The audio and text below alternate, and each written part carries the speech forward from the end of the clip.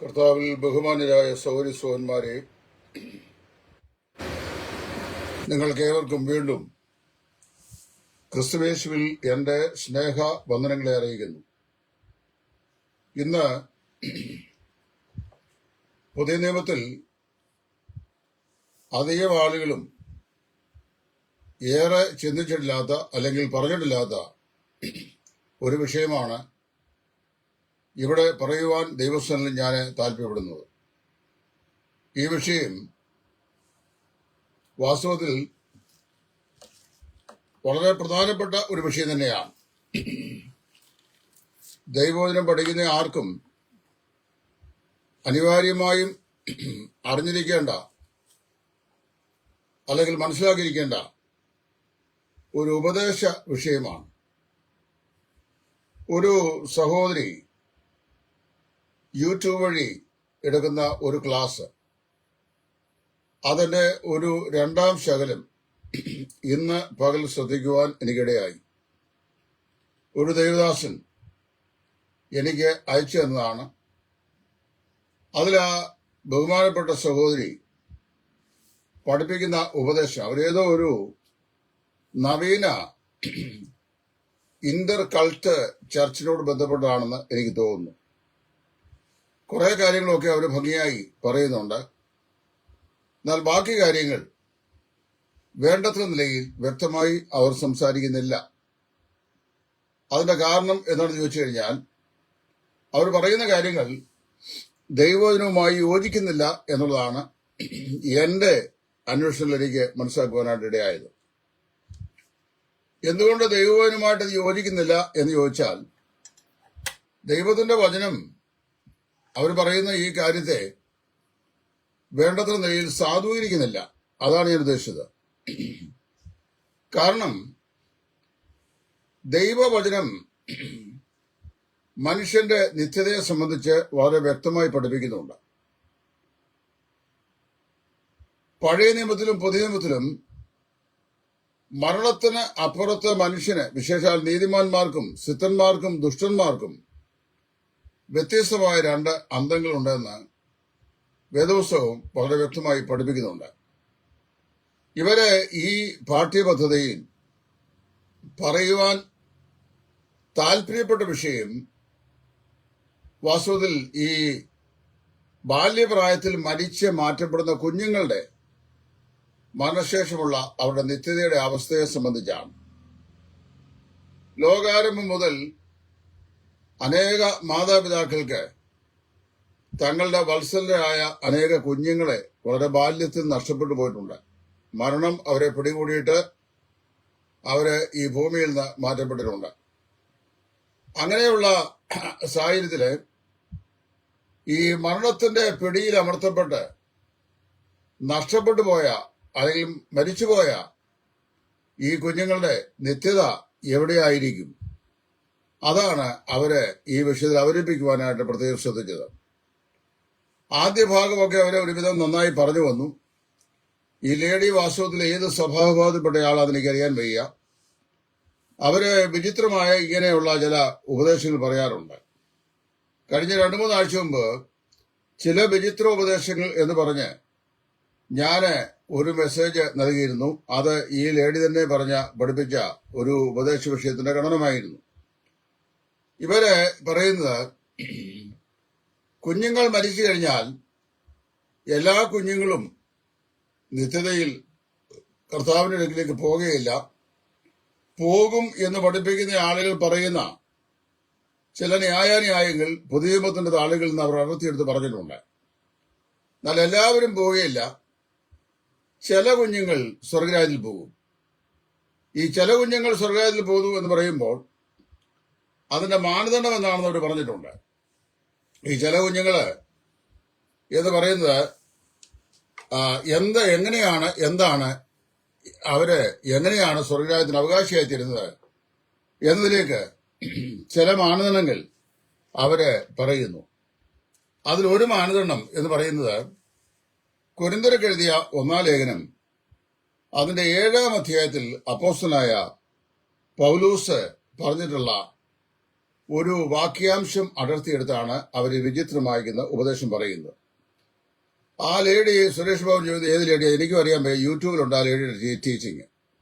ഞാൻ അവരുടെ ആ ടീച്ചിങ്ങിന്റെ ലിങ്ക് തരാം, അത് നോക്കുക. എല്ലാം വിചിത്രമായ ഉപദേശങ്ങളാണ്.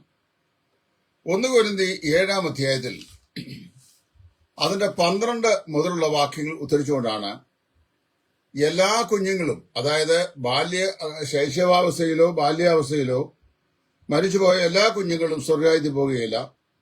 എന്നാൽ ചില കുഞ്ഞുങ്ങൾ സ്വർഗ്ഗരാജ്യത്തിൽ പോകും, ബാക്കിയുള്ളതൊക്കെ നരകത്തിലോട്ട് പോകും. ഈ സ്വർഗ്ഗരാജ്യത്തിൽ പോകുന്ന കുഞ്ഞുങ്ങൾ ആരാണെന്ന് അവർ പറയാൻ അവരുപയോഗിച്ച വേദഭാഗം കൊരിന്ത്യർക്ക് എഴുതിയ 1-ാം ലേഖനം 7-ാം അധ്യായത്തിന്റെ 12 മുതലുള്ള വാക്യങ്ങളാണ്. അവിടെ പൗലോസ് അപ്പോസ്തലൻ പറയുന്നു, വായിച്ച് കേൾപ്പിക്കാം. എന്നാൽ ശേഷമുള്ളവരോട് കർത്താവല്ല, ഞാൻ തന്നെ പറയുന്നത് എന്ന് പറഞ്ഞാൽ പൗലോസിന്റെ സ്വന്തം അഭിപ്രായം പറയുന്നതല്ല. കർത്താവ് ഭൂമിയിലായിരുന്നു കഴിഞ്ഞപ്പോൾ ഒരു വിശ്വാസിയും അവിശ്വാസിയുമായിട്ടുള്ള വിവാഹത്തെക്കുറിച്ച് കർത്താവ് പഠിപ്പിച്ചിട്ടില്ല. അതാ പറയുന്നത്. ശേഷമുള്ളവരോട് കർത്താവല്ല, ഞാൻ തന്നെ പറയുന്നത് എന്ന് പറയുമ്പോൾ കർത്താവ് ഭൂമിയിലായിരുന്നപ്പോൾ ഒരു വിശ്വാസി അവിശ്വാസിയുമായി വിവാഹം കഴിക്കുന്ന വിവാഹബന്ധത്തെ സംബന്ധിച്ച് കർത്താവ് കൽപ്പിച്ചിട്ടില്ല. താൻ പറയുകയാണ്. എന്താണ് എന്റെ അഭിപ്രായം? 1 കൊരിന്ത്യർ 7-ാം അധ്യായം ക്രിസ്തീയ വിവാഹത്തെ സംബന്ധിച്ചുള്ള പ്രതിപാദനമാണ്. വിവാഹം കഴിക്കാമോ കഴിക്കാതിരിക്കാമോ, അതായത് സെലിബസി, ഈസ് ഇറ്റ് റൈറ്റ്? 2, വിവാഹം കഴിച്ചവർക്ക് ഉപേക്ഷിക്കാമോ? 3, ഉപേക്ഷിച്ചാൽ വീണ്ടും വിവാഹം കഴിക്കാമോ? ഒരു അവിശ്വാസിയും വിശ്വാസിയുമായി ഉള്ള ബന്ധം സാധിക്കുമോ? ഇങ്ങനെ പലവിധ ചോദ്യങ്ങൾ കൊരിന്ത്യരോട് ചോദിച്ചതിന് പൗലോസ് മറുപടി പറയുകയാണ്. അങ്ങനെ പറയുമ്പോൾ 12-ാം ഭാഗം പറയുകയാണ്, എന്നാൽ ശേഷമുള്ളവരോട് കർത്താവല്ല, ഞാൻ തന്നെ പറയുന്നത്, ഒരു സഹോദരന് അവിശ്വാസിയായ ഒരു ഭാര്യ ഉണ്ടായിരിക്കുകയും അവൾ അവനോടുകൂടെ പാർപ്പാൻ സമ്മതിക്കുകയും ചെയ്താൽ അവളെ ഉപേക്ഷിക്കരുത്. അവിശ്വാസിയായ ഭർത്താവ് ഉള്ള ഒരു സ്ത്രീയും അവൻ അവളോടുകൂടെ പാർപ്പാൻ സമ്മതിക്കുന്നുവെങ്കിൽ ഭർത്താവിനെ ഉപേക്ഷിക്കരുത്. കാര്യം അവിശ്വാസിയായ ഭർത്താവ് വിശ്വാസിയായ ഭാര്യ മുഖാന്തരം വിശുദ്ധീകരിക്കപ്പെടും. അവിശ്വാസിയായ ഭാര്യ ഭർത്താവ് മുഖാന്തരം വിശുദ്ധീകരിക്കപ്പെട്ടും ഇരിക്കുന്നു. അല്ലെങ്കിൽ നിങ്ങളുടെ മക്കൾ അശുദ്ധർ എന്ന് വരും, ഇപ്പോഴോ അവർ വിശുദ്ധരാകും. അവര് പറയുന്ന വാക്കിനെന്നറിയാമോ? ഒരു അവിശ്വാസിയും ഒരു വിശ്വാസിയും കൂടെ വിവാഹം കഴിച്ചാൽ ഒരു കുടുംബത്തിലെ അല്ലെങ്കിൽ ഭാര്യ ഭർത്താക്കന്മാരിൽ ഒന്നുകിൽ ഭർത്താവ് അല്ലെങ്കിൽ ഭാര്യ ഒരാൾ വിശ്വാസിയായിരുന്നാൽ അവർക്കുണ്ടാകുന്ന കുഞ്ഞുങ്ങള് വിശുദ്ധരാണെന്നാണ് ഈ ലേഡി പഠിപ്പിക്കുന്നത്. ഇപ്പൊ ഈ ക്രൈസ്തവ ലോകം മുഴുവൻ അങ്ങ് ഉപദേഷ്ടാക്കന്മാരാ. ഡോക്ടർ വാൻ ഹാവനർ ഒരിക്കൽ എഴുതിയ പോലെ, the church of Jesus Christ is filled with many generals and few soldiers. അതായത് സഭ മുഴുവൻ ഒരുപാട് ജനറൽമാരും വിശ്വാസികൾ വളരെ കുറച്ചുമാണ്. ഇപ്പൊ ഞാൻ ഈ ബഡോദൻ ചർച്ചിലാണല്ലോ, അവിടെ ഇതുപോലൊക്കെയാ. 15 മെമ്പേഴ്സുള്ള സഭയ്ക്കകത്ത് 5 മൂപ്പന്മാർ കാണും. അപ്പൊ ഒരുപാട് ജനറൽസ് ആണ്, പിന്നെ പ്രൈവറ്റ്സ് വളരെ കുറവാണ്.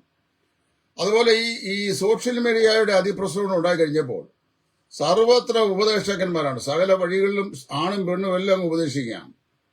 അപ്പോ ചിലരാണ് അവർ മാത്രമേ സ്വർഗ്ഗരാജ്യത്തിന്റെ അവകാശമുള്ളതിന്റെ താക്കോല് ഈ നമ്മുടെ ഈ പോപ്പിന് പോലും ഇല്ലാത്ത അതോറിറ്റി ഇവർ കൊണ്ടുവന്ന നിലയിലാണ് പഠിപ്പിക്കുകയൊക്കെ ചെയ്യുന്നത്. ഞാൻ അങ്ങനത്തെയുള്ള അങ്ങനെ തീവ്രവാദം വിശ്വസിക്കുന്ന ആളല്ല. കാര്യം സ്വർഗ്ഗരാജ്യത്തിന്റെ താക്കോല് ഇവിടെ ഒരുത്തന്റെയും കയ്യിൽ ദൈവം തമ്പുരാൻ കൊടുത്തിട്ടില്ല, അത് കർത്താവിന്റെ കയ്യിൽ തന്നെയാണ്.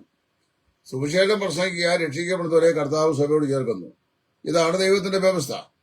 അപ്പൊ ഇവിടെ അവർ പറയുന്നത് ഒരു അവിശ്വാസിയും വിശ്വാസിയും കൂടെ വിവാഹം കഴിച്ചാൽ അവരിൽ ഉണ്ടാകുന്ന മക്കൾ വിശുദ്ധരാകുന്നു, അവർ വിശുദ്ധീകരിക്കപ്പെട്ടിരിക്കുന്നു എന്നാണ്. അവർ പറഞ്ഞു വരുന്നത്, ഒരു ക്രിസ്തീയ വീട്ടിൽ ഒന്നുകിൽ ഭർത്താവ് അല്ലെങ്കിൽ ഭാര്യ അവർ വിശ്വാസിയാണ്, ഭർത്താവ് അവിശ്വാസിയ, ഭാര്യ വിശ്വാസിയ, അല്ലെങ്കിൽ ഭാര്യ വിശ്വാസിയാണ്, ഭർത്താവ് അവിശ്വാസിയാണ്. അവരുടെ വിവാഹബന്ധത്തിലുണ്ടാകുന്ന കുഞ്ഞുങ്ങള് ഇവരിൽ ഏതെങ്കിലും ഒരു പാർട്ടി വിശ്വാസിയായിരുന്നാൽ ആ കുഞ്ഞുങ്ങള് വിശുദ്ധീകരിക്കപ്പെട്ടിരിക്കുന്നു, അവർ വിശുദ്ധരാണ്, അവർ സ്വർഗരാജ്യത്തിന് അവകാശികളായിത്തീരും എന്നാണ് ഇവരെ പഠിപ്പിക്കുന്നത്. വാസ്തവത്തിൽ ഈ 1 കൊരിന്ത്യർ 7-ാം അധ്യായത്തിലെ പ്രമേയമേ അതല്ല. ഇവിടെ ഈ 12 മുതലുള്ള വാക്യങ്ങളിൽ പൗലോസിനോട് ഒരുത്തൻ ചോദിച്ചു, ഒരുവന് വിവാഹിതരായി, അവൻ വിവാഹാവസ്ഥയിൽ രണ്ടുപേരും അവിശ്വാസികളായിരുന്നു. എന്നാൽ വിവാഹശേഷം അവർ കുടുംബമായി ജീവിക്കുമ്പോൾ ഒന്നുകിൽ ഭാര്യ അല്ലെങ്കിൽ ഭർത്താവ് വിശ്വാസിയായി തീർന്നു. അങ്ങനെ വന്നാൽ ഭാര്യ വിശ്വാസിയായി തീർന്നാൽ ഈ ഭർത്താവിന് ഭാര്യയെ ഉപേക്ഷിക്കാമോ? അല്ലെങ്കിൽ ഭർത്താവ് വിശ്വാസിയായി തീർന്നാൽ ഭാര്യയെ ഭർത്താവിന് ഉപേക്ഷിക്കാമോ? പൗലോസ് പറയുകയാണ്, അവിശ്വാസിയായ ഭർത്താവുള്ള ഒരു വിശ്വാസിനിയായ യുവതി അവൻ അവളോടുകൂടെ പാർത്തുകൊള്ളാൻ സമ്മതിച്ചാൽ അവനെ ഉപേക്ഷിക്കരുത്. വൈസ് വേഴ്സ്, അതിന്റെ മറുവശം പറഞ്ഞു, അവിശ്വാസിയായ ഒരു ഭാര്യ വിശ്വാസിയായ ഒരു ഭർത്താവ് അവനോട് പാർക്കാൻ അവൾ താല്പര്യപ്പെട്ടാൽ ഒരു കാരണവശാലും ഉപേക്ഷിക്കരുത്. എന്ന് പറഞ്ഞാൽ കുടുംബജീവിതത്തിലേക്ക് വന്ന ശേഷം സ്ത്രീയോ പുരുഷനോ ഒരാൾ വിശ്വാസിയായി തീർന്നു. അങ്ങനെ വിശ്വാസിയായി തീർന്ന ആള് അവൾ വിശ്വാസിയായി എന്നുള്ള കാരണം കൊണ്ട് അവളുടെ ഭർത്താവ് അവളെ ഉപേക്ഷിക്കുക അല്ലെങ്കിൽ ഭാര്യ ഉപേക്ഷിക്കുക. അവർക്ക് വിശ്വാസം എന്ന് പറയുന്നത് അവരുടെ ആത്മീയത്തെ സംബന്ധിച്ചാണെങ്കിലും ശാരീരികമായി അവർ ഒന്നിച്ച് ഭാര്യ ഭർത്താക്കന്മാരായി ജീവിക്കാൻ താല്പര്യപ്പെടുന്നു എങ്കിൽ ഇവർ രണ്ടു കൂട്ടരും ഉപേക്ഷിക്കരുത്. അവരുടെ വൈവാഹിക ബന്ധത്തിലുണ്ടാകുന്ന കുഞ്ഞുങ്ങൾ അത് ലീഗൽ കുഞ്ഞുങ്ങളാ, അതായത് ലെജിറ്റിമേറ്റ് ചിൽഡ്രനാ എന്നാ പറയുന്നത്. ഇവിടെ ഇങ്ങനെയുള്ള വിശ്വാസിയുമായ ഭർത്താവും ഭാര്യയുമായുള്ള ബന്ധത്തിൽ ഉണ്ടാകുന്ന കുഞ്ഞുങ്ങൾ വിശുദ്ധീകരിക്കപ്പെട്ടിരിക്കുന്നു എന്ന് പറയുന്നത്, വിശുദ്ധീകരിക്കുക എന്നുപയോഗിക്കുന്ന വാക്ക് ഹാഗിയാസു എന്ന വാക്കാണ്. To place apart or to separate എന്നാണ്, അല്ലെങ്കിൽ വേർതിരിക്കുക എന്നുള്ള അർത്ഥമാണ്. ആ കുഞ്ഞുങ്ങള് ഒരു പ്രത്യേക ആനുകൂല്യത്തിനായി വേർതിരിക്കപ്പെട്ടവരാ. അതായത് ആ കുഞ്ഞുങ്ങൾ വളർന്നു വരുമ്പോൾ അവരുടെ വീട്ടിൽ ഒന്നുകിൽ അമ്മ അല്ലെങ്കിൽ അച്ഛൻ അവരെ കർത്താവായ യേശുക്രിസ്തുവിനെ രക്ഷിതാവായി സ്വീകരിച്ചവരും പരിശുദ്ധാത്മാധിവാസവുമുള്ള ആളായതുകൊണ്ട് അവർ മുഖാന്തരമായി കർത്താവായ യേശുക്രിസ്തുവിനെ രക്ഷിതാവായി സ്വീകരിച്ച് രക്ഷ പ്രാപിക്കാനുള്ള ആനുകൂല്യം ഈ കുഞ്ഞുങ്ങൾക്കുള്ളവരാണ്. ആ ആനുകൂല്യത്തിനായി ഇവർ വേർതിരിക്കപ്പെട്ടിരിക്കുന്നു എന്നാണ് വിശുദ്ധീകരിക്കപ്പെട്ടിരിക്കുന്നു എന്നുള്ള വാക്കിന്റെ അർത്ഥം. അല്ലാതെ ഒരവിശ്വാസിയും വിശ്വാസിയും കൂടെ ഒന്നിച്ച് ഭാര്യ ഭർത്താക്കന്മാരായി രക്ഷിക്കപ്പെടുന്നതിന് മുമ്പുള്ള അവസ്ഥയാണ് പറഞ്ഞത്. അതായത് രക്ഷിക്കപ്പെടുമ്പോൾ അവിശ്വാസി, അതിനുശേഷം ഒരാൾ വിശ്വാസിയായി തീർന്നു. അവരുടെ കുടുംബജീവിതത്തിലുണ്ടാകുന്ന കുഞ്ഞുങ്ങൾ ഈ വിശ്വാസിയായ പാസ്റ്റർ മുഖാന്തരമായി രക്ഷിക്കപ്പെട്ടിരിക്കുന്നു അല്ലെങ്കിൽ വിശുദ്ധീകരിക്കപ്പെട്ടിരിക്കുന്നു, അവർ സ്വർഗത്തിൽ പോകുമെന്നാണ് ഈ സ്ത്രീ പഠിപ്പിച്ചത്. അങ്ങനെ വേദപുസ്തകത്തിൽ എവിടെയും പഠിപ്പിക്കുന്നില്ല. 51-ാം സങ്കീർത്തനം 5-ാം വാക്യപ്രകാരം ലോകത്തിലുള്ള സകല മനുഷ്യരും, അതായത് ദൈവഹൃദയപ്രകാരം ഉള്ളവനെന്ന് ദൈവം തന്നെ വിശേഷിപ്പിച്ച ദാവീദ് പോലും പറയുകയാണ്, behold I was shapen in iniquity and in sin did my mother conceive me. ഇതാ ഞാൻ അകൃത്യത്തിൽ ഉരുവായി പാപത്തിൽ എന്റെ അമ്മ എന്നെ ഗർഭംധരിച്ചു. റോമർ 3:23 ഒരു വ്യത്യാസവുമില്ല. എല്ലാവരും പാപം ചെയ്ത് ഒരുപോലെ ദൈവദേശം ഇല്ലാത്തവരായി തീർന്നിരിക്കുന്നു. റോമർ 6:23 പാപത്തിന്റെ ശമ്പളം മരണമത്രേ എന്ന് വ്യക്തമായി പറയുന്നു. അപ്പോൾ വാസ്തവത്തില് അവിശ്വാസികളായ രണ്ടാളുകൾ വിവാഹം കഴിച്ച് കുഞ്ഞുങ്ങളുണ്ടായാലും ഒരു പാർട്ട്നേഴ്സിൽ ഒരാൾ വിശ്വാസിയും മറ്റേ ആൾ അവിശ്വാസിയുമായി ജീവിച്ചിട്ട് അവർക്ക് കുഞ്ഞുങ്ങളുണ്ടായാലും ഇനി രക്ഷിക്കപ്പെട്ട വിശ്വാസികൾക്ക് കുഞ്ഞുങ്ങളുണ്ടായാലും അവർ അതിക്രമങ്ങളിലും പാപങ്ങളിലും മരിച്ചവരായിട്ടാണ് ജനിക്കുന്നതെന്നാണ് വേദോസം പറയുന്നത്. ഇതാണ് ഞാൻ മനസ്സിലാക്കുന്ന അമാർത്തിയോളജി, അതാ പാപത്തെക്കുറിച്ചുള്ള ശാസ്ത്രവും പിന്നെ അവരുടെ രക്ഷാശാസ്ത്രം സോചിയോളജി. അപ്പൊ ഇങ്ങനെയുള്ള ഈ വിരുദ്ധത നിറഞ്ഞ ഉപദേശങ്ങൾ ധാരാളം. സ്ത്രീ ഉപദേശിക്കുക എന്ന് പറയുന്നതിന് വചനപ്രകാരം തെറ്റാണ്. പിന്നെ ആ ഉപദേശം ഇവിടെ ഇടുകയും സാധാരണക്കാർ കേൾക്കുകയും ചെയ്യുമ്പോൾ ഈ 1 കൊരിന്ത്യർ 7-ാം അധ്യായത്തിന്റെ 12-ഉം 13-ഉം വാക്യങ്ങൾ കൊണ്ടുവച്ചുകൊണ്ട് രണ്ട് ജീവിത പങ്കാളികളിൽ ഒരുവൻ അല്ലെങ്കിൽ ഒരുവൾ വിശ്വാസിയായിരുന്നാൽ അവരുടെ ദാമ്പത്യത്തിൽ ഉണ്ടാകുന്ന കുഞ്ഞുങ്ങൾ ആ വിശ്വാസിയായ പങ്കാളി മുഖാന്തരമായി വിശുദ്ധീകരിക്കപ്പെട്ടവരാണ്. അങ്ങനെയുള്ള കുഞ്ഞുങ്ങൾ ബാല്യത്തിൽ മരിച്ചാൽ സ്വർഗരാജ്യത്തിന് അവർ അവകാശികളായി തീരും. എന്നാൽ എല്ലാ കുഞ്ഞുങ്ങളും സ്വർഗരാജ്യത്തിന് അവകാശികളായി തീരുകയില്ല എന്നാണ് ഇവർ പഠിപ്പിക്കുന്നത്. ഇത് ഞാൻ പറയുന്ന ആബ്സല്യൂട്ട് അബ്സർഡിറ്റി എന്നാണ്, സമ്പൂർണമായും വിഡിതരം എന്നേ പറയാൻ സാധിക്കുകയുള്ളൂ. ഇനി എന്താണ് കുഞ്ഞുങ്ങളെ സംബന്ധിച്ച് ദൈവവചനം പറയുന്നത് നോക്കാം. അവർ തന്നെ ഉദ്ധരിച്ച വാക്യം പറയാം. കർത്താവ് പറഞ്ഞു മത്തായിയുടെ സുവിശേഷം, ശിശുക്കളെ എന്റെ അടുക്കൽ വരുവാൻ വിടുവിൻ, അവരെ തടയരുത്, സ്വർഗരാജ്യം ഇങ്ങനെയുള്ളവരുടേതല്ലോ. വാസ്തവത്തില് ഒരു മനുഷ്യൻ ജനിക്കുന്നത് പാപത്തിലാണെങ്കിലും നമ്മുടെ കർത്താവായ യേശു ക്രിസ്തു മുഴു ലോകത്തിന്റെയും പാപത്തിന്റെ പരിഹാരത്തിന് വേണ്ടിയാണ് ക്രൂശിൽ യാഗമായത് എന്ന് പറയുമ്പോൾ അവൻ സർവ്വലോകത്തിന്റെയും പാപങ്ങൾക്ക് പ്രായശ്ചിത്തമാകുന്നു എന്ന് യോഹന്നാൻ പറയുന്നു. അവൻ he's the propitiation for the sin of the whole world. സർവ്വലോകത്തിന്റെയും പാപത്തിന് ക്രിസ്തു പ്രായശ്ചിത്തമാകുന്നു. അപ്പൊ യേശു ക്രിസ്തുവിന്റെ പ്രായശ്ചിത്ത ബലി എന്ന് പറയുന്നത് ലോകത്തിലുള്ള എല്ലാ മനുഷ്യന്റെയും irrespective of caste, colour, religion or nationality, നിറമോ ജാതിയോ വംശമോ വർഗമോ ദേശീയതയോ ഒന്നും കണക്കാക്കാതെ ലോകത്തിലുള്ള എല്ലാ മനുഷ്യന്റെയും പാപത്തിന് പ്രായശ്ചിത്തമായിട്ടാണ് യേശു ക്രിസ്തു ക്രൂശിൽ മരിച്ചത്. അപ്പോൾ കർത്താവായ യേശു ക്രിസ്തുവിന്റെ ക്രൂശിലെ മരണത്താൽ സർവ്വ മനുഷ്യന്റെയും പാപത്തിന് ക്രിസ്തു ക്രൂശിൽ പരിഹാരം വരുത്തിയിരിക്കുന്നു. അതൊരിക്കലും എന്നേക്കുമായി ചെയ്ത പ്രവൃത്തിയാണ്. ഇവിടുത്തെ വിവക്ഷ എന്ന് പറയുന്നത് യേശു ക്രിസ്തു കാൽവറിലെ ക്രൂശിൽ പാപങ്ങൾക്ക് പരിഹാരം വരുത്തിയതുകൊണ്ട് ഈ ഗ്ലോറിയസ് ഗോസ്പൽ എന്ന് പറയുന്ന ഒരു വിഭാഗമുണ്ട്. നമ്മുടെ ഷിബു പീഡിയത്തിലൊക്കെയുള്ള വിഭാഗമാണ്. ഗ്ലോറിയസ് ഗോസ്പലുകാരുടെ ഉപദേശം എന്ന് ചോദിച്ചു കഴിഞ്ഞാൽ കർത്താവായ യേശു ക്രിസ്തു സർവ്വ ലോകത്തിന്റെയും പാപങ്ങൾക്ക് പരിഹാരം വരുത്തിയിരിക്കുന്നു. അതുകൊണ്ട് ഇനിയും സുവിശേഷം ആരോടും പ്രസംഗിക്കേണ്ട ആവശ്യമില്ല, ആരും വീണ്ടും ജനിക്കേണ്ട ആവശ്യമില്ല. എല്ലാവരും വീണ്ടും ജനിച്ചിരിക്കുകയാണ്. വിശാലമായൊരു പാടത്ത് ആയിരക്കണക്കിന് മുണ്ടികളിരിക്കുന്നു, കൊക്കുകളിരിക്കുന്നു. അപ്പോൾ ചില്ലുവടി വെക്കുന്നവൻ തോക്കുകൊണ്ട് ചെയ്തു ഒരു വെടി വെച്ചു. അപ്പോൾ വെടിവെച്ച് കഴിഞ്ഞപ്പോൾ ഈ മുണ്ടികളെല്ലാം ചത്തവിടെ വീണു. ഇനിയിപ്പം നമ്മൾ വെടിവെക്കേണ്ട ആവശ്യമില്ല, ഓരോരുത്തരും പോയി പിറക്കിയെടുത്താൽ മതി എന്ന് പറയുന്ന പോലെയാണ് ഈ ഗ്ലോറിയസ് ഗോസ്പലുകാരുടെ ഉപദേശം. ഇത് കേൾക്കുമ്പോൾ ഷിബു എന്നോട് ദേഷ്യം ഉണ്ടാകും. അതേ ഒരു പക്ഷെങ്കിൽ ഒരു ലൈവിൽ വന്ന് ഇതിനൊക്കെ മറുപടി പറയാൻ സാധ്യതയുണ്ട്. അപ്പൊ അവർ പറയുന്ന അങ്ങനെയാണ്, എല്ലാവരും രക്ഷിക്കപ്പെട്ടിരിക്കുക, ഇനി ആരോടും അവരുടെ സുവിശേഷം എന്നറിയാവോ? നിങ്ങൾ പോയി അവിടെ പറയാ, നിങ്ങളെല്ലാവരും 2000 വർഷങ്ങൾക്ക് മുമ്പ് കർത്താവായ യേശു ക്രൂശിലെ മരണത്താൽ രക്ഷിച്ചിരിക്കുന്നു, നിങ്ങളെല്ലാം രക്ഷിക്കപ്പെട്ടവരാണെന്ന് അവരോട് പറഞ്ഞാൽ മതി. അല്ലെ ഇനി രക്ഷിക്കപ്പെടണം എന്ന് അവരോട് പറയേണ്ട ആവശ്യമില്ല എന്നുള്ളതാണ് ഗ്ലോറിയസ് ഗോസ്പലുകാരുടെ ടീച്ചിങ്. ഇവിടെ പറയപ്പെടുന്ന ഈ വനിതയുടെ ടീച്ചിങ് വൈവാഹിക സമയത്ത് രണ്ടുപേരും അവിശ്വാസികളായിരിക്കുകയും വിവാഹം കഴിഞ്ഞ ശേഷം പങ്കാളികളിൽ ഒരാൾ വിശ്വാസിയായി തീരുകയും ചെയ്താൽ ആ വിശ്വാസിനികൾ വിവാഹമോചനം ചെയ്യാൻ പാടില്ല. കാര്യം അവിശ്വാസി അവരോട് പാർക്കാൻ ഇഷ്ടപ്പെട്ടാൽ ഉപേക്ഷിക്കരുത്. അങ്ങനെ ഉപേക്ഷിക്കാതെ അവർ ജീവിച്ചാൽ അവർ മുഖാന്തരം ഉണ്ടാകുന്ന കുഞ്ഞുങ്ങൾ ഈ വിശ്വാസിയായ ഭാര്യ അല്ലെങ്കിൽ ഭർത്താവ് മുഖാന്തരം വിശുദ്ധീകരിക്കപ്പെട്ടിരിക്കുന്നു എന്ന് പറയുന്ന വാക്യത്തിന്റെ തെറ്റായ വ്യാഖ്യാനമാണ് ഇവർ പറയുന്നത്. ഈ കുഞ്ഞുങ്ങളെ ഇവരെ രണ്ടർത്ഥമായി വാക്യത്തിലുള്ള ഒന്ന്, ഇങ്ങനെ ഒരാൾ അവിശ്വാസിയും മറ്റൊരാൾ വിശ്വാസിയുമായിരിക്കുന്ന ഈ ദാമ്പത്യ ബന്ധത്തിൽ അവർക്ക് ജനിക്കുന്ന കുഞ്ഞുങ്ങൾ ലെജിറ്റിമേറ്റ് ചിൽഡ്രനാണ്. ഇല്ലെജിറ്റിമേറ്റ് ചിൽഡ്രൻ എന്ന് പറഞ്ഞു കഴിഞ്ഞാൽ നിയമപ്രകാരമുള്ള കുഞ്ഞുങ്ങളാ. അവർക്ക് അവരുടെ അതിനകത്ത് ഇലീഗൽ സൺസ് അല്ല, അവർ ചിൽഡ്രൻ അല്ല എന്നായി പറയുന്നത്.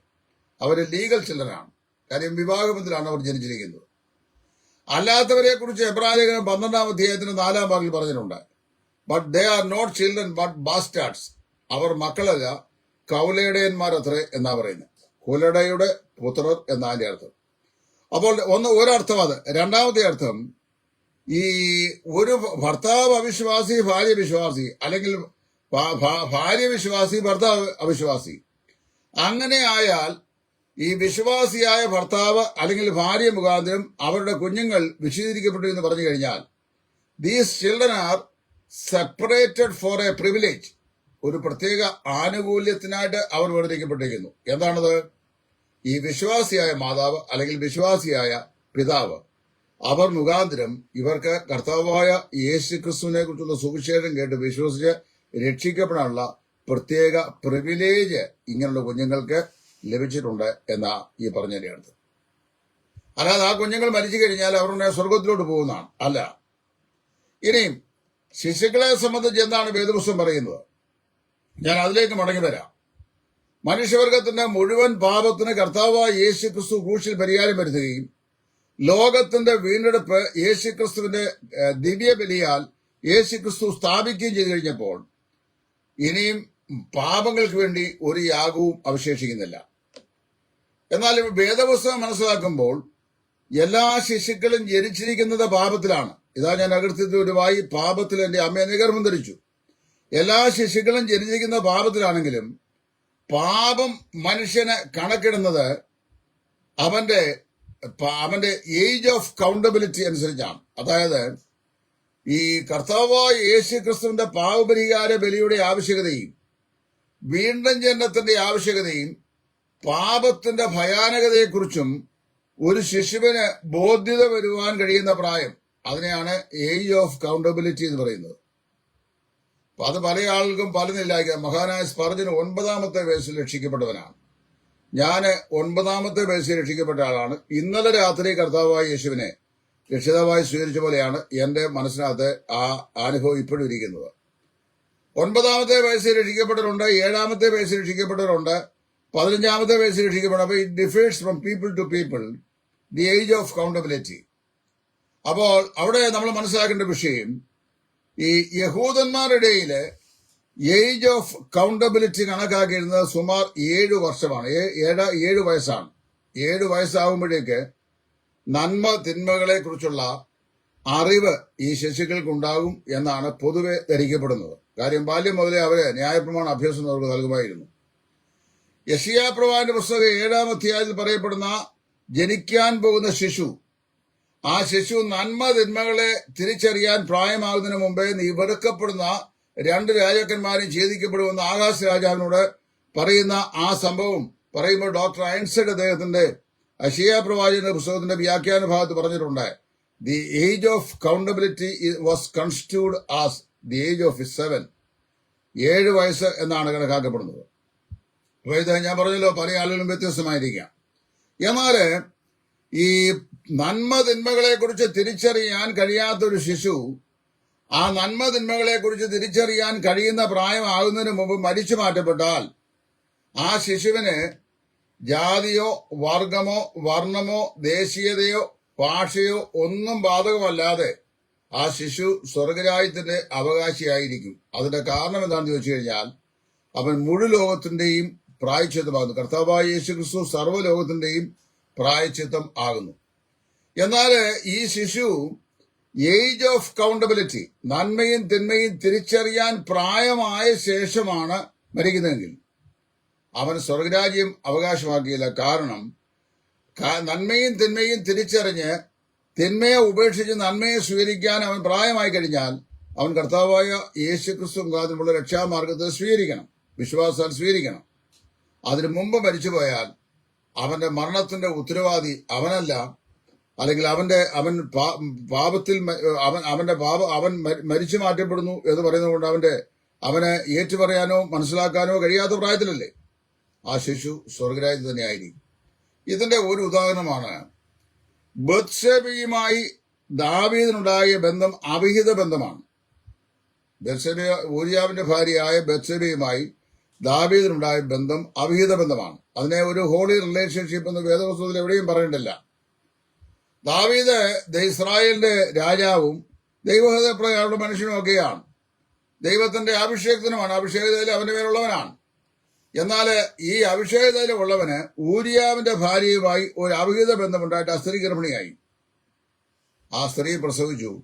കുഞ്ഞ് 10 ദിവസം കഴിഞ്ഞപ്പോൾ മരിച്ചുപോയി. അപ്പൊ കുഞ്ഞിനെ യഹോവയായ ദൈവം ബാധിച്ചു എന്ന് ദാവീദിന് മനസ്സിലാക്കിയിട്ട് ആ കുഞ്ഞിനെ മടക്കി കിട്ടേണ്ടതിനായി, അതായത് ദൈവകോപം നീങ്ങി അവനെ മടക്കി കിട്ടേണ്ടതിനായി ദാവീദ് ഉപവസിക്കുകയും രട്ടുടുക്കുകയും പ്രാർത്ഥിക്കുകയും ചെയ്തു.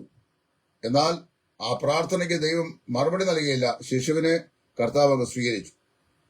അപ്പൊ അവൻ മരിച്ചു കഴിഞ്ഞു എന്നറിഞ്ഞപ്പോൾ ദാവീദ് എഴുന്നേറ്റ് കുളിച്ച് വസ്ത്രം മാറി ആഹാരം കഴിച്ചു. അപ്പൊ അവന്റെ ആളുകളൊക്കെ അവനോട് ചോദിച്ചു, നീ ചെയ്യുന്ന എന്ത്? ശിശു അവന് രോഗിയായിരുന്നപ്പോൾ നീ അവന് വേണ്ടി പ്രാർത്ഥിച്ചു, ഉപവസിച്ചു, രട്ടുടുത്തു, ദുഃഖിച്ചു. ഇപ്പോൾ അവൻ മരിച്ചു കഴിഞ്ഞപ്പോൾ നീ എഴുന്നേറ്റ് വസ്ത്രം മാറി കുളിച്ച് നീ ആഹാരം കഴിക്കുന്നു, ഇതെന്ത് എന്ന് ചോദിച്ചപ്പോൾ ദാവീദ് പറയുന്ന വാക്കാണ് ഈ ശിശുക്കളുടെ നിത്യതയെ സംബന്ധിച്ചുള്ള അടിസ്ഥാനപരമായ ഉപദേശവാക്യം. ഞാൻ ഇനി അവന്റെ അടുക്കിലേക്ക് പോകുകയല്ലാതെ അവന് എന്റെ അടുക്കിലേക്ക് വരുവാൻ സാധിക്കില്ലല്ലോ. ജനിച്ച് 10-ാം ദിവസം മരിച്ചുപോയ ഊരിയാവിന്റെ ഭാര്യയിൽ ദാവീദിനുണ്ടായ ശിശുവിന്റെ നിത്യതയെ സംബന്ധിച്ച് ദാവീദ് പറയുന്നു, ഞാൻ ഇനിയും അവന്റെ അടുക്കിലേക്ക് പോകുകയല്ലാതെ അവൻ എന്റെ അടുക്കിലേക്ക് വരുവാൻ കഴിയില്ലല്ലോ. ഇത് ലോകത്തിലുള്ള എല്ലാ മനുഷ്യന്റെയും കാര്യം അങ്ങനെയാണ്. ഒരു നിരീശ്വരന്റെ മകനും അല്ലെങ്കിൽ മകളും ഈ നന്മതിന്മകളെ തിരിച്ചറിയാൻ പ്രായമാകുന്നതിന് മുമ്പാണ് മരിച്ചു പോകുന്നതെങ്കിൽ ആ ശിശുവിന്റെ പാപത്തിന്റെ പരിഹാരം കർത്താവായ യേശു ക്രൂശിൽ വരുത്തി കഴിഞ്ഞു. അവന്റെ വീണ്ടും യേശു ക്രിസ്തു ക്രൂശിൽ വരുത്തി കഴിഞ്ഞു. എന്നാൽ യേശു ക്രിസ്തു മരിച്ചത് തന്റെ പാപത്തിന് വേണ്ടിയാണ് എന്ന് അവൻ വിശ്വസിച്ച് അത് സ്വീകരിക്കാൻ പ്രായമാകുന്നതിന് മുമ്പ് അല്ലെങ്കിൽ തിരിച്ചറിവാകുന്നതിന് മുമ്പ് അവൻ മരിച്ചുപോയാൽ ദൈവം അവന്റെ ലംഘനങ്ങളെ ക്രിസ്തുവിൽ കണക്കിട്ടിരിക്കുന്നു. റോമാലയത്തിൽ അങ്ങനെ പറയുന്നു, ദൈവം ക്രിസ്തുവിൽ നമ്മുടെ ലംഘനങ്ങളെ കണക്കിട്ടിരിക്കുന്നു. അങ്ങനെ കണക്കിട്ടിരിക്കിയാൽ ആ ശിശു സ്വർഗരാജ്യത്തിന് അവകാശിയായി. കഴിഞ്ഞ ദിവസം എന്നോട് ചോദിച്ചു, ഏതാണ്ട് 140 കോടിയോളം വരുന്ന ലോകത്തിലെ മുസ്ലിങ്ങൾ അവരാരും യേശു ക്രിസ്തുവിൽ രക്ഷകനായി വിശ്വസിക്കുന്നവരല്ല, ദൈവിക തൃത്വത്തിൽ വിശ്വസിക്കുന്നവരല്ല, യേശു ക്രിസ്തുവിന്റെ കന്യകാജനത്തിൽ വിശ്വസിക്കുന്നവരല്ല, യേശു ക്രിസ്തു പാപികൾക്ക് വേണ്ടി മരിച്ചു എന്ന് വിശ്വസിക്കുന്നവരല്ല, യേശു ഉയർത്തു എന്ന് വിശ്വസിക്കുന്നവരല്ല. അപ്പൊ അങ്ങനെയുള്ള ആളുകളുടെ മക്കളോ എന്ന് ചോദിച്ചു. മുസൽമാന്റെയോ ഒരു ജൈനന്റെയോ ബുദ്ധന്റെയോ അക്രൈസ്തവനായ ഹിന്ദുവിന്റെയോ നാമധേയ ക്രിസ്ത്യാനിയുടെയോ ലോകത്ത് ഒരു നിരീശ്വരന്റെയോ ദൈവത്തെക്കുറിച്ച് ഒരിക്കൽ പോലും ജീവിതത്തിൽ കേട്ടിട്ടില്ലാത്ത ആമസോൺ ഉൾക്കാടിൽ കഴിയുന്ന കാട്ടാളന്മാരായ ആളുകളുടെ മക്കളോ അവരായാലും before if they die before they reach the age of accountability അവർ നിത്യതയിലുണ്ടായിരിക്കും. കാരണം അവരുടെ പാപത്തിന്റെ പരിഹാരം ദൈവം ക്രൂശിൽ കർത്താവായ യേശു ക്രിസ്തുവിൽ കണക്കിട്ട് കഴിഞ്ഞു. എന്നാൽ നന്മതിന്മകളെ അറിയാൻ പ്രായമായ ശേഷമാണ് ഈ ബാലൻ മരിക്കുന്നതെങ്കിൽ അവന് നിത്യതയിൽ കർത്താവിന് ഉണ്ടായിരിക്കില്ല. കാരണം അറിയാമോ, അവൻ നന്മയും തിന്മയും തിരിച്ചറിയാൻ പ്രായമായി കഴിയുമ്പോൾ അവന്റെ പാപത്തിന്റെ പരിഹാരത്തിന് വേണ്ടി ദൈവം ഒരുക്കിയ രക്ഷാമാർഗത്തെ വിശ്വാസത്താൽ അവൻ അംഗീകരിക്കുകയല്ല, വേറെ യാതൊരു മാർഗവും ഇല്ല. അതുകൊണ്ട് എനിക്ക് വാസ്തവത്തില് ഈ ലേഡിയുടെ ഈ പേരോ നാളോ അവര് എവിടുത്തുകാരാണ്, ഏത് സഭയിൽപ്പെട്ട ആളാണ്, ഇത്യാദി കാര്യങ്ങളൊന്നും എനിക്കറിയാൻ വയ്യ. ശിശുക്കൾ എല്ലാവരും സ്വർഗത്തിൽ പോകുമോ എന്നുള്ള ഒരു ചോദ്യത്തിന്റെ അടിയിലാണ് അവരുടെ ഈ ഓഡിയോ മെസ്സേജ് യൂട്യൂബിലുള്ളത്. യൂട്യൂബിൽ ഇതിനകത്ത് തപ്പിയെടുത്ത് ആരാണ് ഇയാളെന്ന് നോക്കണം. അത് മെസ്സേജ് ഞാൻ കേട്ടു. അപ്പൊ അവര് പറയുന്നത് 1 കൊരിന്ത്യർ 7-ാം അധ്യായത്തിന്റെ 12-ാം വാക്യത്തിൽ പറയപ്പെടുന്ന ഈ വിശ്വാസിയായ പങ്കാളിയും അവിശ്വാസിയായ പങ്കാളിയും മുഖാന്തരമായി ഉണ്ടായ കുഞ്ഞുങ്ങൾ വിശ്വാസിയായ പങ്കാളി മുഖാന്തരം വിശദീകരിക്കപ്പെട്ടിരിക്കുന്നു. ആ കുഞ്ഞ് മരിച്ചുപോയാൽ അത് സ്വർഗരാജ്യത്തിൽ പോകും, അല്ലാതെ ലോകത്തിലുള്ള എല്ലാ കുഞ്ഞുങ്ങളും മരിച്ചാൽ അവർ സ്വർഗരാജ്യത്തിൽ പോകുകയില്ല എന്നാണ് പഠിപ്പിക്കുന്നത്. വേദപുസ്തകം അങ്ങനെയല്ല പറയുന്നത്. ശിശുക്കൾക്ക് നിങ്ങൾ തിരിഞ്ഞ് ഈ ശിശുക്കളെ പോലെ ആകുന്നില്ല എങ്കിൽ സ്വർഗരാജ്യത്തിൽ പ്രവേശിപ്പാൻ നിങ്ങൾക്ക് കഴിയുകയില്ലെന്നാണ് ശിഷ്യന്മാർ പറഞ്ഞത്. എന്താണ് ഈ ശിശുവിന്റെ പ്രത്യേകത? അത് കളങ്കമില്ലാത്ത സ്വഭാവമുള്ള ആണ് ശിശു. 2, അതിന് പാപത്തെക്കുറിച്ച് യാതൊരു ബോധവുമില്ല. കാര്യം അതിന് പാപം എന്താണെന്ന് അറിയാൻ വയ്യ. കാര്യം നിർമ്മലമാണ് അതിന്റെ മനസാക്ഷിയും അതിന്റെ ഹൃദയവും. 3, പാപം എന്താണെന്ന് തിരിച്ചറിയാൻ കഴിയാത്ത വിശുദ്ധ അവസ്ഥയാണ് അതിനുള്ളത്. അപ്പൊ അതിന്റെ ബുദ്ധിമണ്ഡലത്തിലോ ചിന്താമണ്ഡലത്തിലോ പാപം എന്താണ്, അശുദ്ധി എന്താണ്, അല്ലെങ്കിൽ നരകം എന്താണ്, സ്വർഗം എന്താണ്, ഇതൊന്നും തിരിച്ചറിയാനുള്ള പ്രാപ്തിയോ കഴിവോ ആയില്ലാത്ത ഒന്നാണ്. വെറും നിർമ്മലമായ മനസ്സിന്റെ ഉടമയുള്ള ഒന്നാണ് ശിശു എന്ന് പറയുന്നത്. അപ്പൊ നിങ്ങൾ അവരെ പോലെ തിരിയണം എന്ന് പറഞ്ഞു കഴിഞ്ഞാൽ ഒരു ശിശു സമാനരായി തീരണം എന്നാണ് അർത്ഥം. നിഷ്കളങ്കരായി തീരണം. നിങ്ങൾക്ക് പാപത്തെക്കുറിച്ച് ബോധമില്ലാത്തൊരവസ്ഥയിലേക്ക് എന്ന് പറഞ്ഞാൽ നിങ്ങൾ വിശുദ്ധരാണ്, അല്ലെങ്കിൽ കാര്യങ്ങൾ എന്താണെന്ന് മനസ്സിലാക്കാൻ, പാപത്തെ മനസ്സിലാക്കാൻ കഴിയാത്ത ഒരു അവസ്ഥയാണ് ഈ ശിശുവിനുള്ളത്. അതാ കർത്താവും പറഞ്ഞത്. അപ്പൊ അങ്ങനെ വരുമ്പോൾ ലോകത്തിലുള്ള സകല മനുഷ്യരും, റിലീജിയസ് ആൻഡ് നോൺ റിലീജിയസ് എന്ന് പറഞ്ഞാൽ മതവിശ്വാസത്തിൽപ്പെട്ടവരും അല്ലാത്തവരുമായ എല്ലാ ആളുകളുടെയും നന്മയും തിന്മയും തമ്മിൽ തിരിച്ചറിയാൻ പ്രാപ്തിയാകുന്നതിന് മുമ്പ് മരിച്ചു മാറ്റപ്പെടുന്ന എല്ലാ ബാലിക ബാലന്മാരും സ്വർഗരാജ്യത്തിലുണ്ടായിരിക്കും. കാരണം നമ്മൾ വായിക്കുന്നത് അവര് നന്മതിന്മകളെ തിരിച്ചറിയാൻ പ്രാപ്തരാകും മുമ്പാണ് മരിച്ചു മാറ്റപ്പെട്ടത്. അതിനവർ ഉത്തരവാദികളല്ല. അവരുടെ ജന്മനാ ഉള്ള പാപം, അല്ലാതെ ആദാമിൽ കൂടി അവരിലേക്ക് പകരപ്പെട്ടിരിക്കുന്ന പാപത്തിനാണ് ക്രിസ്തു ക്രൂശിന്മേൽ പരിഹാരം വരുത്തിയിരിക്കുന്നത്. എന്നാൽ ആ ശിശുക്കൾ വളർന്ന് നന്മയും തിന്മയും തിരിച്ചറിയാൻ പ്രാപ്തിയായി കഴിയും ശേഷം അവർ മരിക്കുന്നെങ്കിൽ കർത്താവായ യേശു ക്രിസ്തു മുഖാന്തരമുള്ള രക്ഷാമാർഗം അവർ മനഃപൂർവ്വമായി വിശ്വാസത്താൽ സ്വീകരിച്ചില്ല എന്ന കാരണത്താൽ അവർക്ക് നിത്യ സ്വർഗം അവകാശമായി ലഭിക്കില്ല. ഇവിടെ ഈ 1 കൊരിന്ത്യർ 7:12 സബ്സ്റ്റിറ്റ്യൂട്ട് ചെയ്തുകൊണ്ട് ആ ലേഡി പറഞ്ഞ വ്യാഖ്യാനം വചനവിരുദ്ധമാണ്. വേദപുസ്തകവും അങ്ങനെ പഠിപ്പിക്കുന്നില്ല. ഇനി അടുത്ത ഒന്നുകൂടെ ഞാൻ പറയാം.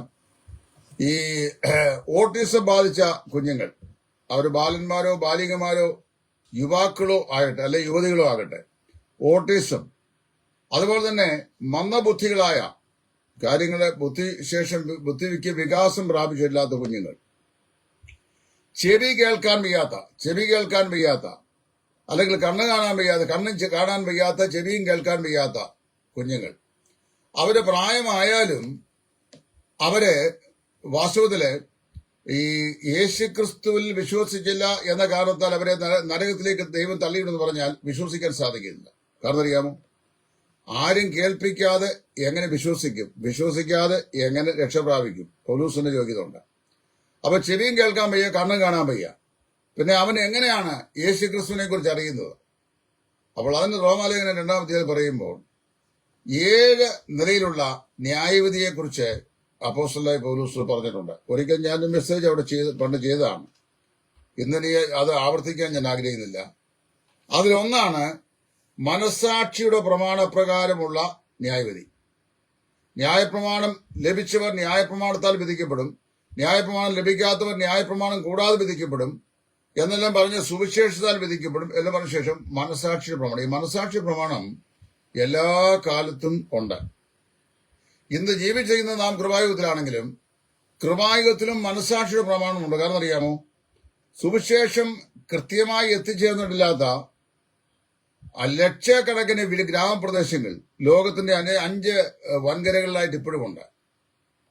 പ്രത്യേകിച്ച് ചൈനയില്, അതുപോലെ തന്നെ അറബിക് വേൾഡില്, ഇവിടെയൊക്കെ നമുക്ക് ഇപ്പൊ ഇവിടെ കിടന്ന ഇന്ത്യയിലെ മുഴുവനും 3000 സുവിശേഷന്മാരും സോഷ്യൽ മീഡിയ കൂടിയുള്ള വലിയ വൻകിട ആത്മീക പദ്ധതികളും കച്ചവടങ്ങളും പ്രവചനങ്ങളും എല്ലാം നടക്കുന്നുണ്ടല്ലോ.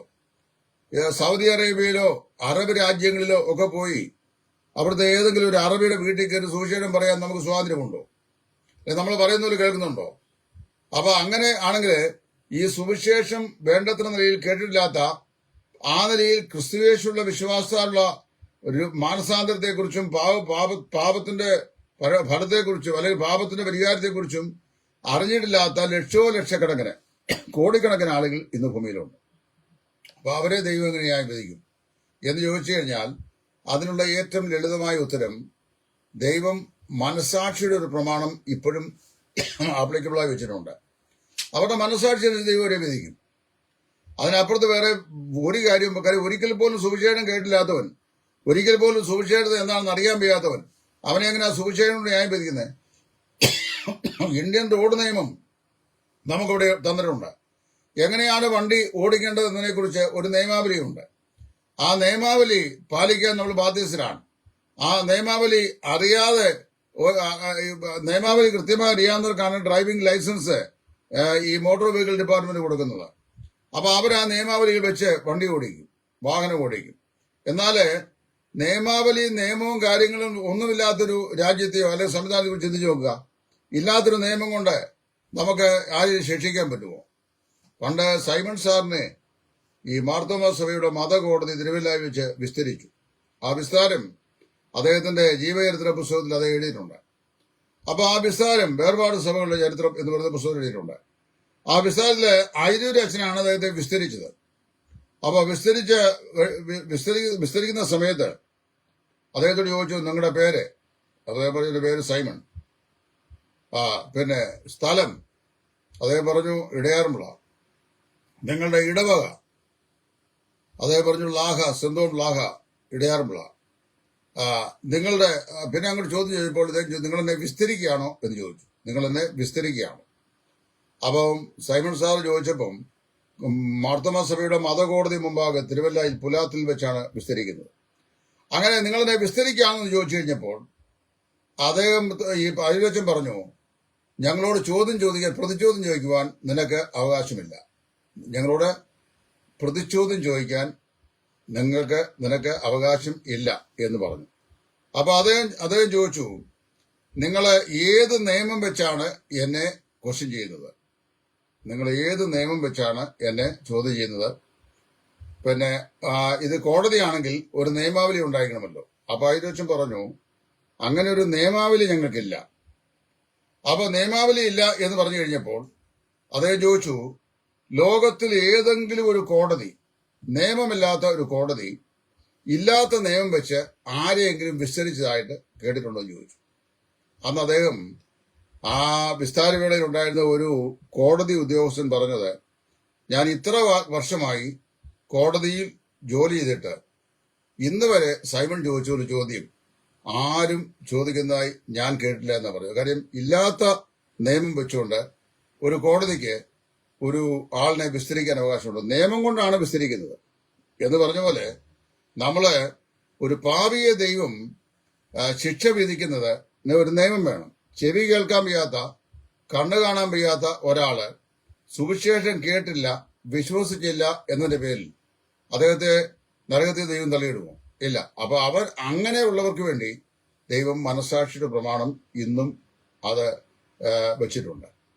എന്നാൽ പൊതുവിൽ മനുഷ്യൻ രക്ഷിക്കപ്പെടാനുള്ള മാർഗം കർത്താവായ യേശു ക്രിസ്തുവിൽ വിശ്വസിക്കുക എന്നുള്ളത് മാത്രമാണ്. ഇനി അതിനേക്കാൾ വ്യത്യസ്തമായ മറ്റൊരു കാര്യം, ശിശുക്കളെ സംബന്ധിച്ച് ലോകത്തിലുള്ള എല്ലാ മതവിഭാഗങ്ങളിൽപ്പെട്ടവരും ഇനി മതവിശ്വാസം ഇല്ലാത്തവരുടെ വിഭാഗങ്ങളിൽപ്പെട്ടവരുമായ ശിശുക്കൾ, അവരെ നമ്മൾ വായിക്കുന്നത് അവരുടെ ആത്മരക്ഷ എന്ന് പറയുന്നത് അത് കർത്താവായ യേശു ക്രിസ്തുവിൽ അവർ വിശ്വസിച്ചോ ഇല്ലയോ എന്നുള്ള അടിസ്ഥാനത്തിലല്ല, അവരുടെയും കൂടെ ആദാമിൽ കൂടി പകരപ്പെട്ടിരിക്കുന്ന പാപത്തിന്റെ പരിഹാരത്തിന് വേണ്ടിയാണ് കർത്താവായ യേശു ക്രൂശിന്മേൽ മരിച്ചത് എന്നുള്ളത് കൊണ്ട് ക്രിസ്തുവിന്റെ മരണത്തിൽ ഇവരുടെ പാപത്തിന്റെ ശിക്ഷ കർത്താവായ യേശു ക്രിസ്തു സഹിച്ചു കഴിഞ്ഞു. അപ്പോൾ അവർക്ക് നിത്യമായിരിക്കുന്ന സ്വർഗരാജ്യം അവകാശമുണ്ട്. എന്നാൽ അവര് നന്മതിന്മകളെ തിരിച്ചറിയാൻ പ്രായമായ ശേഷമാണ് മരിക്കുന്നതെങ്കിൽ അതിന്റെ ഏജിന് ഒരു ഫിക്സഡ് ഡേറ്റ് പറയാൻ പറ്റുകയില്ല. അതുകൊണ്ട് ഞാൻ പറഞ്ഞ ചിലർക്ക് 9ാമത്തെ വയസ്സിൽ അങ്ങനെ ഒരു പ്രകാശം ലഭിച്ചു വരാം, ചിലർക്ക് 7ാമത്തെ വയസ്സിൽ ലഭിക്കും. 7ാം വയസ്സിൽ രക്ഷിക്കപ്പെട്ടവരെയൊക്കെ എനിക്കറിയാം. മഹാനായ സ്പർജൻ 9ാം വയസ്സിൽ രക്ഷിക്കപ്പെട്ടവനാണ്. അപ്പൊ it varies from people to people. അതുകൊണ്ട് അതിനുശേഷമാണ് ഈ മരിക്കുന്നതെങ്കിൽ സുവിശേഷം അനുസരിച്ചിട്ടില്ല എന്നുള്ള ശിക്ഷ അല്ലെങ്കിൽ കുറ്റം നിമിത്തം അവർക്ക് ശിക്ഷാവിധി ഉണ്ടാകും. എന്നാൽ അതിനു മുമ്പ് മരിച്ചുപോയാൽ ജാതി, മത, വർഗ, വർണ്ണ, ദേശീയതാ വ്യത്യാസം കൂടാതെ ലോകത്തിലുള്ള സകല ശിശുക്കളും if they die before they reach the age of accountability, അവരുടെ നിത്യത സ്വർഗത്തിൽ കർത്താവിലൂടെ ആയിരിക്കും എന്നാണ് ദൈവ വചനത്തിലൂടെ ഞാൻ മനസ്സിലാക്കുന്നത്. അതുകൊണ്ട് ഇവിടെ പറയപ്പെടുന്ന ഈ ലേഡി ഈ യൂട്യൂബിൽ പറയുന്ന ഈ പ്രസ്താവന ശരിയല്ല. മാത്രമല്ല, കൊരിന്ത്യ ലേഖനം 7-ാം അധ്യായം 12-ാം വാക്യത്തിൽ നിന്ന് വിശ്വാസിയും അവിശ്വാസിയുമായ ദമ്പതികളുടെ വൈവാഹിക ജീവിതത്തിലുണ്ടായ കുഞ്ഞുങ്ങളുടെ വിശുദ്ധീകരണത്തെ സംബന്ധിച്ച് അവർ പറഞ്ഞ വിഷയം ആത്മരക്ഷയുമായി യാതൊരു ബന്ധവുമില്ല. അവിടെ പറയപ്പെടുന്ന വിഷയം ആത്മരക്ഷയല്ല. അവിടെ പറയപ്പെടുന്ന വിശ്വാസി അവിശ്വാസിയും ഒരാൾ വിശ്വാസിയാകുകയും മറ്റേയാൾ അവിശ്വാസിയാകുകയും ചെയ്താൽ ഉപേക്ഷിക്കാമോ എന്നുള്ളതാണ് ചോദ്യം. ഉപേക്ഷിക്കാൻ പാടില്ല, provided the other partner is willing to continue the relationship with the opposite party എന്നാ പറയുന്നത്.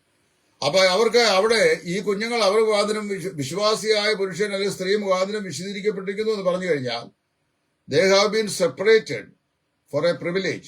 അതായത് ഭാഗ്യാസ് എന്ന വാക്കാണ് ഞാൻ ആദ്യം തന്നെ ഓർപ്പിച്ചല്ലോ, to place apart for a particular purpose. ഇങ്ങനെയുള്ള കുഞ്ഞുങ്ങൾക്ക് സുവിശേഷം ഈ വിശ്വാസിയാകുന്ന പാർട്ണർ മുഖാന്തരം കേൾക്കുവാനും വിശ്വസിക്കുവാനുമുള്ള ആനുകൂല്യത ദൈവം നൽകിയിട്ടുണ്ട് എന്നാണ് ഈ പറയുന്നതിന്റെ അർത്ഥം. വേദപുസ്തകത്തെ ദുർവ്യാഖ്യാനം ചെയ്താൽ അല്ലെങ്കിൽ അതിന്റെ കോണ്ടെക്സ്റ്റ് എന്താണെന്ന് വ്യക്തമായി മനസ്സിലാക്കാതെ വ്യാഖ്യാനിച്ചാൽ ഇങ്ങനെയുള്ള അബദ്ധങ്ങൾ സംഭവിക്കും. അത് കഴിഞ്ഞ് പിന്നെ ആ സ്ത്രീ കുറെ കൂടെ പോയി റാപ്ചലില് കൂടെ കടന്നു പോയിട്ട് പിന്നെ മഹോദ്രവത്തിന്റെ മധ്യഭാഗത്ത് കുറെ പേർ എടുക്കപ്പെടുന്നു, അതിന്റെ അന്ത്യത്തിൽ കുറെ പേർ എടുക്കപ്പെടുന്നു. ഇങ്ങനെയുള്ള വിഷയത്തിൽ പുള്ളിക്കാരി ഒരു റെവലേഷൻ മിഡ് ട്രിബുലേഷൻ സ്പെഷ്യലിസ്റ്റ് ആണെന്ന് എനിക്ക് തോന്നുന്നത്. കാര്യം ഇങ്ങനെ എവിടെ ചെന്നാലും ഏത് ക്ലാസ്സിലും പുള്ളിക്കാരി ട്രിബുലേഷൻ പീരീഡിലേക്ക് കൂടെ കൊണ്ടുപോയാണ് ഇത് അവസാനിപ്പിക്കുന്നത്. വളരെ സ്വീറ്റ് ആണ് അവരുടെ പ്രസന്റേഷൻ. അവർ കുറച്ച് സ്റ്റഡി ചെയ്തൊക്കെയാണ് അത് പറയുന്നത്. പക്ഷേ that study is not actually in a correlation with the teachings of the word of God. ദൈവവചന പ്രകാരമുള്ള ബന്ധത്തിലല്ല അത് പഠിപ്പിക്കുന്നത് മാത്രമേ ഉള്ളൂ. അതുകൊണ്ട് എന്നെ കേൾക്കുന്ന ഏതെങ്കിലും പ്രിയപ്പെട്ടവർ, നിങ്ങളുടെ ശിശുക്കൾ, അവരെ നന്മതിന്മകളെ തിരിച്ചറിയാൻ പ്രായമാകുന്നതിന് മുമ്പ് രോഗത്താലോ ആകസ്മികമായോ അപകടങ്ങളാലോ മരിച്ചു മാറ്റപ്പെട്ടിട്ടുണ്ടെങ്കിൽ ആ കുഞ്ഞുങ്ങളുടെ ആത്മാവിന്റെ നിത്യതയെ സംബന്ധിച്ച് യാതൊരു കാരണവശാലും നിങ്ങൾ സംശയിക്കേണ്ട. അവരുടെ പാപം കർത്താവായ യേശു ക്രിസ്തുവിന്റെ ക്രൂശിലെ മരണത്തിൽ എന്നേക്കുമായി കർത്താവ് ചുമന്ന് ഒഴിച്ചിരിക്കുകയാലും ആ കാര്യം മനസ്സിലാക്കി കർത്താവിനെ സ്വീകരിക്കാൻ അവര് പ്രായത്തിലേക്ക് വരുന്നതിന് മുമ്പ് തന്നെ അവർക്ക് മരണം സംഭവിച്ചിരിക്കുകയാലും അവരുടെ പാപങ്ങൾ കർത്താവായ യേശു ക്രിസ്തുവിന്റെ ബലിമരണത്തിൽ എന്നേക്കുമായി മോചിക്കപ്പെട്ടിരിക്കുന്നു. അവർ നിത്യതയിൽ കർത്താവിനൂടെ ഉണ്ടായിരിക്കും. അവരിൽ ആരും തന്നെ നരക അഗ്നിയിൽ ഉണ്ടാവുകയില്ല, ശിക്ഷാവിധിയിൽ ഉണ്ടാവുകയില്ല എന്നുള്ള കാര്യം പ്രത്യേകാൽ ഞാൻ ഇവിടെ ഓർപ്പിക്കുന്നു. ആ ലേഡി പറയുന്ന ഒരു ന്യായമുണ്ട്. ഈ വെള്ളസിംഹാസന ന്യായ മുമ്പാകെ ആബാലവൃത്തം എല്ലാ മരിച്ചവർ അവന്റെ മുമ്പാകെ നിന്നു എന്നുള്ള ഒരു വിഷയമുണ്ട്. അത് വെച്ചുകൊണ്ടാണ് പറയുന്നത്. അവിടെ ആബാലവൃത്തം വരുന്ന ബാലന്മാർ തുടങ്ങി വൃത്തന്മാർ വരെ എന്നുള്ളത് പറഞ്ഞു കഴിഞ്ഞാൽ മൊത്തം കമ്മ്യൂണിറ്റിയിലുള്ള ആൾക്കാരെയും കൂടെ ജനറലൈസ് ചെയ്ത് പറയുകയാണ്. അതിൽ രക്ഷിക്കപ്പെടാതെ ഈ നന്മതിന്മകളെ കുറിച്ചുള്ള പ്രായം തിരിച്ചറിയാനുള്ള പ്രായം എത്തിയ ശേഷം മരിച്ചുപോയ ബാലന്മാർ അവരെ കർത്താവിനുമായി കണക്കൊടുക്കേണ്ടായി വരും. അല്ലാത്തവർ സ്വർഗായത്തിൽ ഉണ്ടായിരിക്കും. അതുകൊണ്ട് അങ്ങനെയുള്ള ഏതെങ്കിലും മാതാപിതാക്കൾ എന്നെ ശ്രദ്ധിക്കുന്നെങ്കിൽ നിരാശപ്പെടേണ്ട, അധൈര്യപ്പെടേണ്ട. നിങ്ങളുടെ കുഞ്ഞുങ്ങളെ നിത്യതയിൽ നിങ്ങൾക്ക് കാണാൻ കർത്താവിനോട് സാധിക്കും എന്നുള്ള പ്രത്യാശയുടെ വചനം ഓർപ്പിച്ചുകൊണ്ട് ദാവീദ് പറഞ്ഞ അതേ വാചകം ഞാനിവിടെ ആവർത്തിച്ചുകൊണ്ട്, അതായത് ഞാൻ ഇനി അവന്റെ അടുക്കിലേക്ക് പോകുകയല്ലാതെ അവന് എന്റെ അടുക്കിലേക്ക് മടങ്ങി വരുവാൻ കഴിയില്ലല്ലോ. ജനിച്ച് 10-ാം ദിവസം മരിച്ച തന്റെ മകൻ ബത്ശേബയിലുണ്ടായ മകനെ കുറിച്ചാണ് ദാവീദ് ആ പ്രത്യാശാ വചനം പറഞ്ഞിട്ടുള്ളത്. അതുകൊണ്ട് നമ്മെ വിട്ട് പിരിഞ്ഞ നമ്മുടെ കൊച്ചു കുഞ്ഞുങ്ങൾ അവരാരും നഷ്ടപ്പെട്ടില്ല. അവരെല്ലാവരും നിത്യതയിൽ ഉണ്ടായിരിക്കും. അതുപോലെ ഓട്ടിസം പോലെയുള്ള രോഗങ്ങൾ ബാധിച്ചുള്ള ആളുകൾ, മെന്റലി റിറ്റാർഡഡ് ആയിട്ടുള്ള ആളുകൾ, അതുപോലെ തന്നെ ചെവി കേൾക്കാനും കണ്ണ് കാണാനും വയ്യാത്ത ആളുകൾ, ഇങ്ങനെയുള്ളവർ രക്ഷയ്ക്ക് ദൈവത്തിൻ്റെതായ പദ്ധതിയുണ്ട്. അല്ലാതെ നമ്മൾ നമ്മുടേതായ ഉപദേശം അടിച്ചേൽപ്പിച്ച് അവരെ നരകത്തിലേക്ക് അയക്കരുത് എന്ന് അപേക്ഷിച്ചുകൊണ്ട് ഞാൻ തൽക്കാലം ഇത് നിർത്തുന്നു. ദൈവം ഏവരെയും അനുഗ്രഹിക്കട്ടെ.